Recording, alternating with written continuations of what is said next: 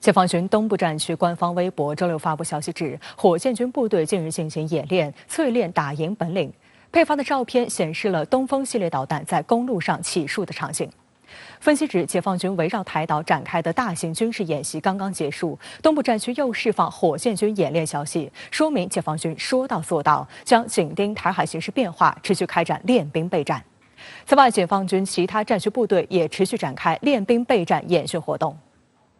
近日，南海某海域数架靶机依次起飞，模拟导弹袭击。这是南部战区海军某基地文山舰、五洲舰组成编队赴南海某海域开展为期4天的防空反导专项训练和平台整体竞争性考核中的一幕。文山舰雷达站位率先发现空中目标，快速逼近，战斗警报随即拉响，官兵立即进入战斗状态。经过文山舰和五洲舰的密集火力打击，海上目标被成功摧毁。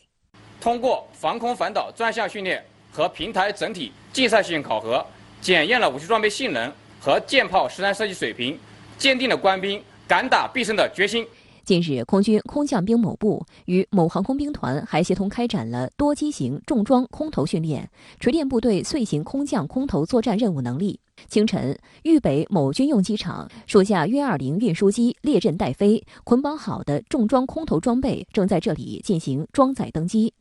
上午8点，搭载重型装备的运输机相继滑出，依次起飞，向预定区域机动。实现快速精准的重装空投，除了要综合考虑气象条件、空投重量、飞行状态、着陆场地形等各种因素的影响，技术人员还要对空投件的捆绑包装、装载定位等技术重难点问题严格把关，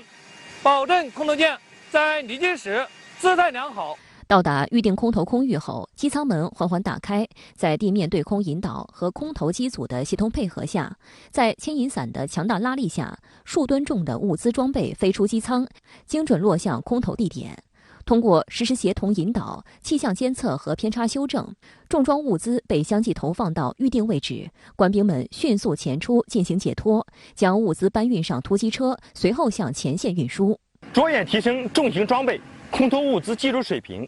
实践探索战斗化、集中化、模块化捆绑包装模式，通过演练流程化捆绑包装，优化快速解脱流程，提高了重装空投的稳定性、可靠性和高效性，进一步强化战时重装空投能力。解放军东部战区官方微博周六还发布消息指，近日火箭军某部官兵快速出击，一场战斗发射演练骤然打响，一辆辆钢铁战车紧急机动奔赴发射地域，号手迅即就位，在高强度训练中磨砺剑锋，淬炼打赢本领。消息还配发了4张照片，从发射车判断，疑似为东风15B 短程弹道导弹，展示了在导弹随发射车机动与竖起的场景。那么这系列照片显示咱们火箭军的这个发射单位就在这普通的公路上面。主要是这个发射车就是发射起数运输3用车，就是 TEL。这个车就是在普通的公路上完成的发射的作战的准备。